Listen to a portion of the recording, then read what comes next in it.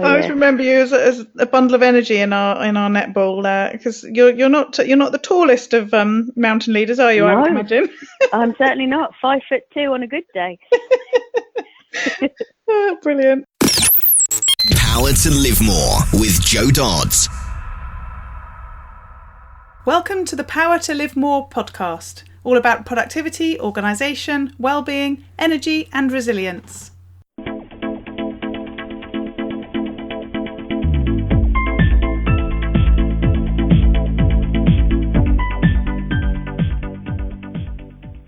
I'm Jo Dodds, and I started this show to enable interesting people to share their stories about how they use their power to live more, and by that I mean to do the stuff that they want to do more than the stuff that they need to or should do. It's about creating a life for yourself where you have the energy, health and space to be happy and fulfilled, spending your time as you'd like, whether that be at work, home or somewhere else entirely. That's your choice. Hello. My name is Ellie Dodds and I am co-presenter, and today Joe is interviewing Michelle Smith. Joe and Michelle originally met when Michelle joined Joe's netball club. They played many a netball match together, and though Joe didn't at the time know of Michelle's adventurous endeavours, she's not surprised at all given Michelle's enthusiastic and tenacious spirit. Michelle is 38 years old and originally from Kent. She grew up in Dover and went to school there. She studied modern foreign languages at university and went on to become a secondary school teacher in 2001. Michelle has been teaching ever since and is currently a deputy head teacher at St George's Church of England School in Gravesend. Michelle is an international mountain leader, a member of the British Association of Mountain Leaders, and has led youth and adult groups to remote places all over the world. She enjoys experiencing new cultures as well as working at altitude. She has also been part of a number of project groups working in the developing world. Back to the studio. Today I'm interviewing Michelle Smith, who's a deputy head and an international mountain leader who supports her husband in running adventure training and expeditions. So, hi Michelle, thanks for joining me. Hi, no problem. And this sort of came about because you've just done some amazing piece of adventure. That's why I asked you to come on. So just start by telling us that, and then we'll sort of move into some of the other details. So what did you do, a couple of weeks ago? Yeah, I got back last Wednesday. So I went to Canada and I took part in the Montane Yukon Arctic Ultra 100-mile race, which is a solo event across the Alaskan wilderness, pulling a pulk, which is a sledge, so you're self-sufficient along the way. Temperatures range between -35 and -50, so you do have to have a certain portfolio before you can enter the race. That's what I was doing. Like you do. Yeah. Oh, it's funny. I said to your husband Scott while you were away, or as you just kicked off, that while I'd been following you along on Facebook, I actually had thought you were just helping him with his training and just joining in and doing all the stuff that he's doing. And then suddenly you're doing it yourself, and I was like, oh my goodness. Yeah. I didn't publicise it too much. I just thought, right, I'm just going to go get the training because I was quite nervous. Yes. Especially going out there not knowing anybody. So yeah. Yeah. And there I was. Exactly. It's just such an amazing achievement, and I'm just still in awe. We met, I don't know how many years ago now, because we played netball together, didn't we? And I always knew that you were feisty, but never imagined where that would lead. So tell us why you do what you do. You're a deputy head and you're an international mountain leader, and you're supporting Scott in running the adventure training and expeditions business. You're doing these what seem to me to be mad challenges. Why do you do all of this? Why do you do it? Well, I started quite a while ago actually. I went on a leaflet came through to school advertising these overseas expeditions for children, these 4-week things that can go in the summer, and you need the teacher to start that all up. So I arranged all that, and I went on one to Tanzania, Kilimanjaro, and we did some project work and the like, and some trekking, and I thought I could do this, and I already liked the outdoors. So from that, I decided to pursue getting my mountain leader qualification in the UK. So I did that. And then I started leading expeditions in the summer holidays, the 4-week and the 2-week ones, to far-flung places. And I thought, well, I want to move to getting my winter skills up. And obviously, because we live in the southeast, which is quite far away from Scotland, to get the winter skills, it made more sense for me to become internationally qualified. So hence why I did the International Mountain Leader Award. So that ticked along quite smoothly until 2015. I had a shoulder injury and I found out I needed to have some surgery, which I had last April. And because of that, I couldn't climb or scramble effectively, especially not to look after clients and also young children. So I'd always wanted to run the Marathon des Sables. Do you know what the Marathon des Sables is? Only since I've watched you and Scott. So explain okay. more. Okay, so that's in Morocco, in the Sahara Desert, and it's approximately 6 marathons across 7 days. So I thought, I'll sign up for that. I'd done marathons before, and I thought, I want something challenging, but it can't be a mountain. And one of the only things I could do fitness-wise was to run. So hence I started running, and then I did that. And that was sort of hovering around 50 degrees most days. So yeah, the temperature was pretty horrific, if I'm honest. So we did that, came home, had my surgery a couple of days later. And then what next? Because you have that anticlimax. I was off school, which is always dangerous. And Scott had already done the Yukon Arctic Ultra for the 2 previous years, and he said, you should do that, you'll be really good at it with your winter skills. And I was like, no. And then my ego kicked in. Well, I can do that if you can do that. And there we are. I did that. I'm here. I saw your interview on the TV earlier in the week, and they asked about competitiveness, and Scott said he isn't particularly competitive, but you are, and that does sound quite like that. Yeah, absolutely. I just think, well, I can do that. Yeah. So tell us where he is at the moment, and are you likely to be doing it next year? Well, he's currently in Alaska. He landed about 10 hours ago, I think, and he's about to take part in a crazy challenge called the Editor Sport Impossible, which is a similar race, so pulling the polk, self-sufficient, but it's 1,100 miles across Alaska. Now, nobody finished it last year, hence the name Impossible. So Scott is the only Brit out there looking to come in. He's well prepared, but it's always a bit of a worry, and that's a long, long way. I wouldn't want to drive that far, let alone walk. No, exactly. One of the people on Facebook did make me laugh when they asked if he was fully packed and whether he was taking the tyre, because that's one of your ways of training, isn't it?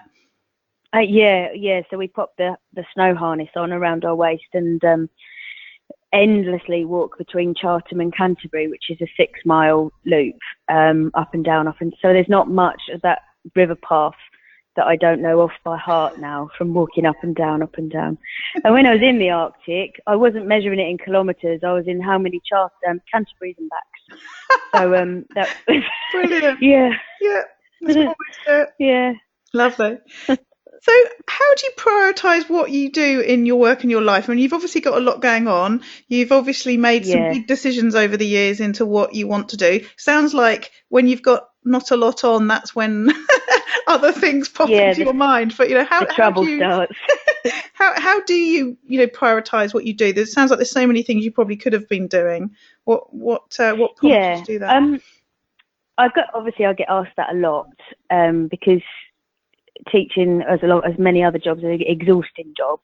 I use every possible minute I can at work as effectively as I can. So I don't sit and have tea breaks. I work through, and again, lots of people do that. But also, I've got a really good team, and I've worked with them for nearly 7 years now, and they're very supportive. But it's almost empowering people to be able to do what they do, and I trust them implicitly that they can get on with their jobs. I don't feel like I need to micromanage or what have you, because I line manage quite a lot of people, and they're really good. They're really good, and they support me no end. And I actually am at the stage now where I couldn't do my job without them. But I'm very strict insofar as I work very long hours, but work is work and home is home. And a number of things have had to change. But really, I mean, I think if you don't, you can start suffering from anxiety and mental health type things, because you can never get away from work and the pressure and the stress. Yeah. An exercise for me has always been the way to wind down and clear my head. And so, like people say, going to the Arctic is horrific, but actually I had 3 solid days of fantastic headspace where I could think about and do exactly what I wanted. There's no social media, there's no phone signal, there was no pressure apart from self-induced pressure. And that's the kind of thing that I really enjoy, just shutting off and getting away. Other people lay around a pool. I last about a day on that kind of holiday, but not that I don't enjoy it. I just start coming up with other strange plans if I sit still too long. So yeah. I really love to hear that. I think that's such a different perspective on, as you say, what most people would see as being sort of a form of madness and something that nobody could ever imagine doing. And I guess when you are trying to imagine doing it, you would be imagining, I guess, the downside of it. I can just imagine it being just really cold and me just moaning the whole way to myself about how awful it is. You've just put a completely different spin on it. I can imagine that silence, if you like, in your head of the fact, of nothing else to do other than just one foot in front of the other sort of thing. Yeah, and look after yourself. You're wholly self-focused. So, my whole aim was making sure I didn't get frostbite, making sure I was warm enough, making sure I rest, I eat, I hydrate properly. And because if you don't, you're really, and it sounds quite extreme, but your life is at risk. Yeah. So you have to look after yourself. So that becomes your whole priority is yourself. And that kind of level of discipline to constantly be checking yourself. Yeah. You can't think of anything else. So it is quite nice. It's a really extreme form of mindfulness, but as you say, it is potentially life-threatening. And we were just talking before we came on about one of the guys that was in the race that you were in, who's potentially losing his hands and feet through frostbite. He obviously had, a lot of issues, and so it was that sort of knife edge. But that, as you say, that mindfulness, typical you, extreme mindfulness. Yeah, that's right. Yeah. Other people might meditate. Yeah. You see, now sport and running, and obviously I used to play netball before my shoulder injury. That always used to just take the edge off the kind of stresses. But for me, I need to do something quite big or endurance-wise to reduce that stress completely. Whereas your hour in the gym or your netball will just take it down a bit. Yeah. But the big kind of challenges really just empties the stress tank, so to speak. So you talk about how you get stuff done and how you get stuff done in your job, and it being very much about the team that you work with. What about personally, in terms of knowing what you need to do and getting it done? What sort of ways do you use to manage that? Do you use a to-do list? Do you use tools? How does that work? Good old-fashioned diary, which I used to be really useless at keeping. And I'd keep everything on my phone, and it didn't work for me. So probably the last 4 or 5 years, I've been meticulous I use my teacher planner as my diary, and everything in there is highlighted when and what I have to do. And then I just have a rolling to-do list on my desk at work. So it rolls over, and I just work by that religiously. Obviously things pop up, and you can't always, the to-do list, we all know a to-do list is never ending. Yeah. But keeping it rolling keeps me going, if you like. It was interesting, before we came on, we were talking about, I think you were sort of a bit like, oh, I only use paper. And I was saying, I think most of the guests on the podcast to now use paper. It seems to be having a bit of a, renaissance. I personally use apps for everything. But as I say, so many people now are using paper and diaries and physical products to help them. See, Scott is very much online. He'll use apps. He'll use his MacBook, and that suits him fine. I really struggle to keep on top of it. And also, I've always got my diary in my bag, always. Yeah. So I know what I'm doing and when. But I even keep to-do lists at home. I mean, Scott will say differently. I'm quite disorganised at home. I like to say I'm just relaxed. It's all in the position. Yeah. Oh, lovely. Yeah, but bless him. He's quite military in his organisation, and obviously he works from home. So I come home and I'm like an explosion walking through the door.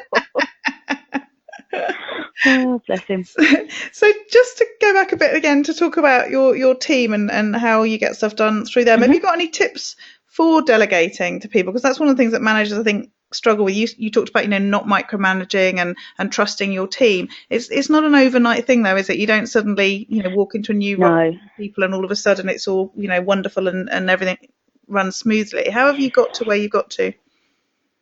It took time, and I can't remember the saying, but Scott taught it to me. Is the forming, storming, norming, performing. That's it. And I really do feel that that's what happened. So you go into a new team and you start off with a bit of not necessarily resentment, but well, who are you?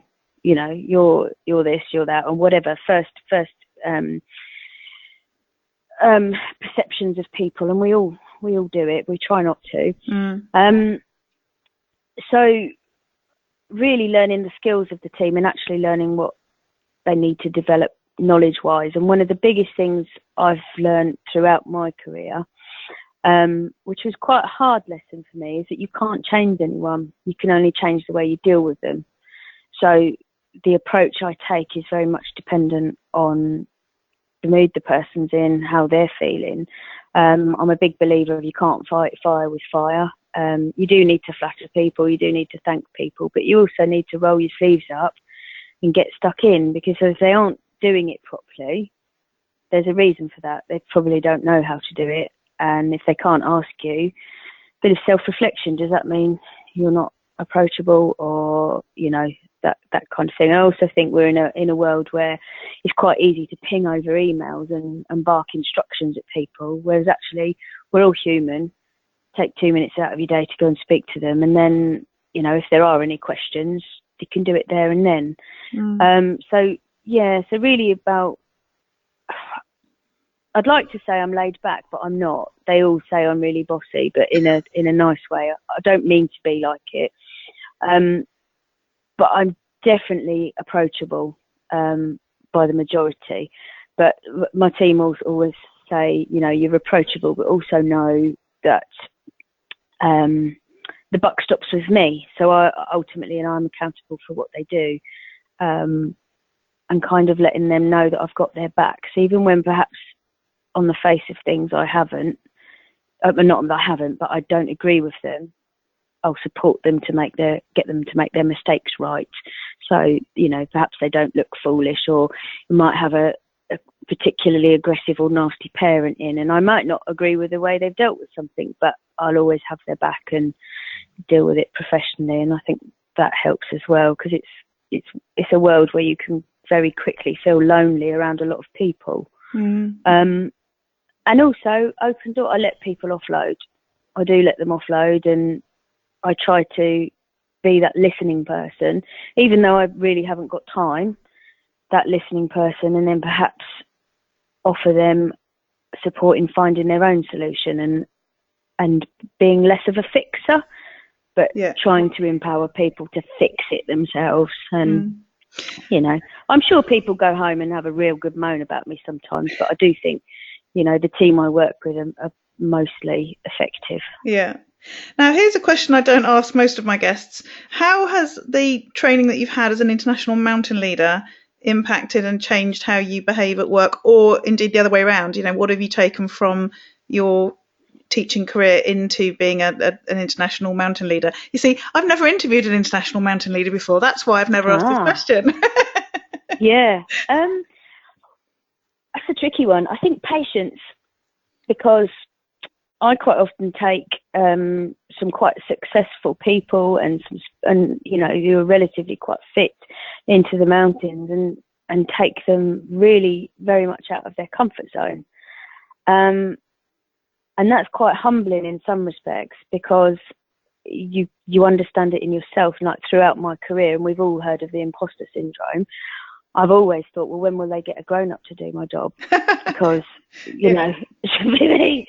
But actually learning to understand how other people feel and you know, I'm not out my comfort zone up mountains, but people are. But there are things in my work where I'm completely out of my comfort zone, but I'm on my own to get it done. And it's having that kind of empathy and sympathy. I hope that makes sense. Yeah. But patience, tolerance. I'm very impulsive, so it's made that calm down a little bit, because not everything is a quick fix. So mountaineering has given me that for my actual work life, but also it helps me be calm and have that, be able to go, not a meditative state, I don't mean it like that, but have that kind of calm, because I've had the process time. I've kind of got the understanding from time, you know, headspace really, that a lot of things that people throw at you is actually not your issue you've got to deal with. It's actually their issue that they're offloading. Yeah. And supporting people through it. So yeah, I think calm, patience, less impulsive. I'm still impulsive, don't get me wrong, but I think about things a bit more now. I always remember you as a bundle of energy in our netball, because you're not the tallest of mountain leaders, are you? No, I would imagine. I'm certainly not. 5'2" on a good day. Oh, brilliant. So let's move into an area that you've probably spoken about before. How do you keep healthy? How do you make sure you're fit enough to do all this stuff that you do, even just to be able to, you know, do this more than full-time job, as well as all the sort of sporting stuff that you do as well? Yeah, I mean, I have blips like everyone else does, and I like my food, I like my wine. You know, I'm really normal like that. But meal prep and planning on a Sunday. So if I find that I'm not in on a Sunday, I know that Monday or Tuesday will be an issue for me with food-wise. I need to be quite regimented with meal planning. So Sundays will be perhaps spent preparing meals, making lists, and just sticking to it with the food and being quite rigid. And we help each other, because it's really easy to get in and say, well, do you fancy a Chinese? Well, yeah, of course I do. But hoping that one of you will have that kind of resolve to say, no, we've got this. But we do eat quite healthy.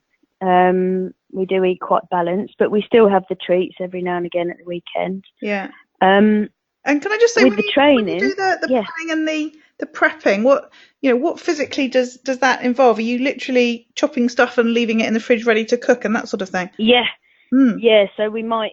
So on a Sunday when one of us prepares dinner, we'll prepare the Monday's dinner, perhaps in the slow cooker, or perhaps chop everything, put it in a Tupperware in the fridge. Mm-hmm. We make a bit extra of stuff and freeze it so we can take it to work for our lunches, and it's almost like a constant conveyor belt of make a bit extra, freeze it, make a bit extra, freeze it. So we buy off the internet the takeaway tubs. Yes. And and freeze up meals, for example. So like I've got one going at the moment in the slow cooker that will be for lunches, and you know the freezer drawer fills up with a variety of different foods, so it's quite varied, which is good. And also trying to plan things that are healthy, that don't take too long to cook. Yes. So kind of having those perhaps 10 different things that don't take more than 20-30 minutes to cook in an evening works well too. Yeah. Cool. Yeah, and avoiding sort of know that the sort of detail of that, because meal planning and prep always sounds, like it's a good idea, but I can never work out what that really means and how to do it. Yeah. I mean, my sister and her partner, they're brilliant at it. They make all their lunches on a Sunday, and Tupperware them up in the fridge. And there are 3 of them living together. Yeah. And they're really good at it. They, and that's kind of the idea we take, but we kind of vary it a bit. So we'll make a bit extra. And so like in our freezer, there's probably about 5 different types of meals in there now that we can just dip in and put in a cool little lunch bag and take to work, and it's just ready to microwave. Yeah. So it works. Just cooking a bit extra, that kind of thing. And then do you have to I don't know what the word is, gear up? That's not the word. There's probably a food word, but gear up for the expeditions. Do you have to eat extra and things like that, or is that just a myth? Scott does, but I don't. Because he's tried to put on an extra 3 kilos, but then he's got quite a significant race. I quite enjoy that I lose weight when I go on them, so I don't eat. But no, just try and eat sensibly. Don't drink alcohol on the lead up to it, because obviously you want to be as hydrated as possible. Yeah. But I just try to eat sensibly and, pretty normal. Yeah. So one of the things that's been talked about a lot at the moment as being very important, in fact, I listened to a podcast on it just this afternoon, is sleep. And it strikes me, if you can sleep in the middle of nowhere in -50, you must be really good at switching off to sleep, which a lot of people have trouble with. Or is it just that you're so tired it just happens anyway? I've never used to be able to, but I can sleep anywhere. I am a sleep monster. I don't go to bed late in the week, so I'm always in bed by 10:30. I did make some changes, so I've always had my emails on my phone from work, and I don't do that anymore. And that was quite a big step for me, because as much as I was at home and not at work, I'm one of these people who can't have the red dots on the phone. I need to check it, need to read it. And again, impulsive, I'd want to respond. And so I've taken the decision to take them off, and I've had them off my phone since about November. And I've had a huge improvement in my sleep and relaxation at home, because I just had to realise quite quickly that you don't have to solve things at 8 p.m. at night. They can wait. Yeah. And if I choose to work at home in the evenings, which I do, obviously, it will be on my laptop, and when it's shut, it's put away, and it's ready to go in the morning. I also bought a simple thing, just bought a plug-in alarm clock. So I didn't have the phone next to the bed, and I wasn't, trawling through Facebook and Instagram and all those kinds of things, looking stuff up online, when actually, bed is for bed. So that both of those things have really helped with sleep. And I've probably, like I said, I've done that since about November. And tiny change. It was hard because you just become so reliant on your phone. But I had to do something because it was really intrusive. Yes, yeah. And what about relaxing other than mad mountain pursuits, or is it the sport that is the main relaxation? Well, I've been doing CrossFit. Now I had to be careful because of my shoulder, because obviously there's quite a lot of weights involved, but they've been brilliant in supporting me with like a different type of program. There's CrossFit Great Style. They're based in Ashford, but because of living so far away from work, I don't get there that often, so I just incorporate that as part of what I do. So I'll go for a run. I'll do like a HIIT workout or a Tabata workout in the living room, and then at the weekends leading up to the races, I spend most of my day Saturday training, whether it be pulling a tyre or extended long runs. So that's kind of what I do. I used to play a lot of netball and hockey, but again have to be careful because of my shoulder. So Well, My husband always says he thinks netball's the most dangerous sport ever. He didn't ever realise that till he met me. Oh, yeah. It really is, isn't it? Yeah. That tarmac, it doesn't look forgiving as well. Not at all. So what about learning and improving yourself? Do you have any time for that? do you look at particular books, or do you listen to things? Or I mean, I guess when you're doing your training for your mountain leading and so on, you have to learn particular things. But is that something that you do continually? Yeah, I mean, I'm always one for CPD, so I'll always look out for the courses and the online literature, that kind of thing, related to my job, but also around the outdoors. I like to keep my hand in what's going on, what changes there are, and I'll often meet up with people and just do some rope work, or and that's more keeping my hand in. But with regard to improving myself, ultras are new to me, so that kind of level of endurance race, although mountains are endurance, was a whole new ball game for me. So I've spent quite a long time changing the way I train to be able to do that. And I do feel that I've come home and really achieved something after the Yukon. Well, let's just let the listeners know you were the fourth over the line and the first woman, weren't you? Yeah, and the only British person to finish. And how many people started? There were 47 starters across the three races. There's a marathon, 100-mile, and a 300-mile race this year. Mm-hmm. Yeah. Wow. So I'm quite chuffed with that. Yeah. Yeah.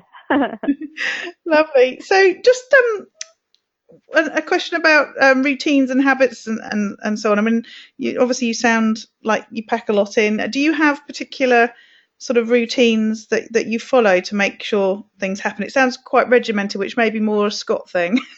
But yeah, well, we're very different. I mean, I'm terrible at getting up in the morning, but I have to leave home at 7 a.m. or I won't get to work on time because of the traffic. So my morning routine is a bit chaotic, if I'm honest, but that's kind of my chance to be a bit chaotic. I think I'm just fighting the regime, really, because I won't get out of bed. I think I'm still a teenager.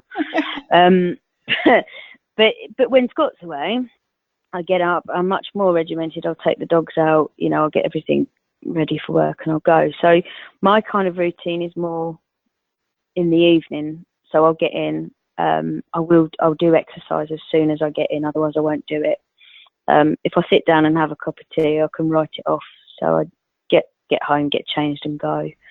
And obviously the dogs quite like coming out with me, so that's two birds with one stone. Yeah. And then routine-wise, after work in the evening, I'll make sure I've obviously sort dinner out. I'll prep food for the next day, and just make sure everything's ready to go, because I know my weakness is the morning. So my bag's packed, my lunch is in there, my drinks are in there.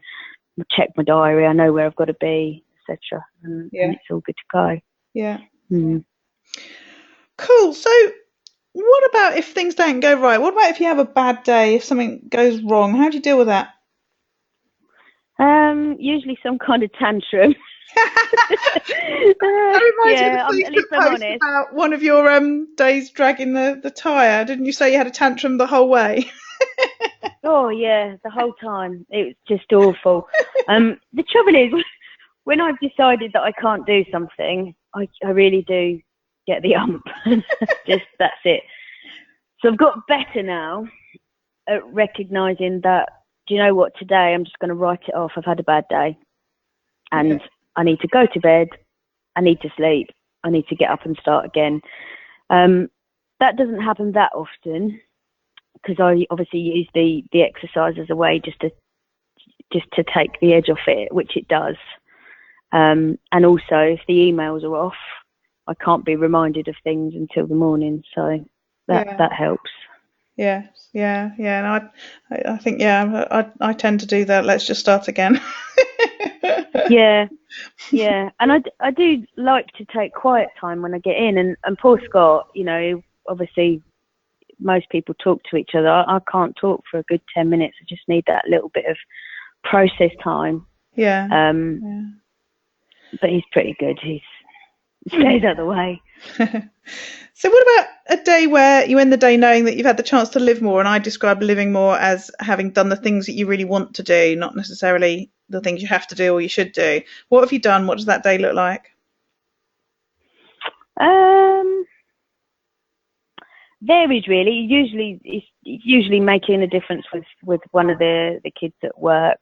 Usually one of the more vulnerable or disadvantaged kids, which is always nice to be able to have a bit of a breakthrough. Leaving work on time is always nice, and getting in and having a really good, successful exercise session, eating healthy. I go to bed feeling like, I've cracked it. I've got it right. Yeah, it's all down to organisation and keeping your head in the game, really. Yeah. For me, anyway. Yeah. Lovely. Well, we're at the end of the interview. Really enjoyed it, and lovely to sort of catch up, having followed along on Facebook as you were doing the race last week, or finishing the race last week. So how can people find out more about you, and I guess probably about the Adventure Training Expeditions Company, and what Scott's up to? How can they connect with you? Facebook is best. So I've just started up our own page called Scott and Michelle Smith, and that's following our adventures and our racing and that kind of thing. Don't post too often. We're not relentless. And then Facebook as well, Adventure Training and Expeditions. We're a Kent-based company. You can go on there and have a like and see what we do. Lovely. Thank you. No problem at all.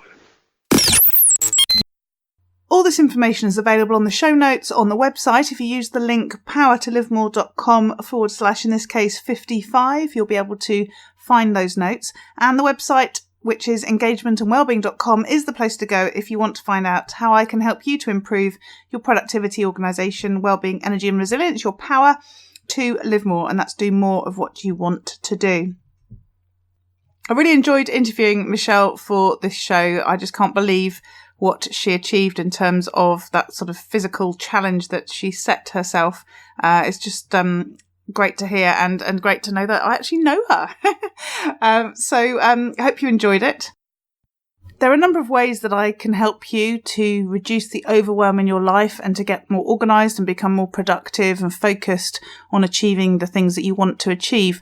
And it's all actually quite individual. So probably the easiest thing to do is to go to the website engagementandwellbeing.com / power chat and fill in a few details on there and book in a time to have a conversation with me. And we can talk more about what you are faced with at the moment, what your challenges are, and I'll be able to give you some sort of tips and strategies in the moment, but also we can talk about if there's more that I can do to help you moving forward. So if you go to engagementandwellbeing.com / power chat, you can book in for a complimentary call with me. So it doesn't cost you anything to have that initial chat where we can talk about how I might be able to help you, but also, as I say at the time, give you some tips and strategies to help you to reduce some of that overwhelm immediately.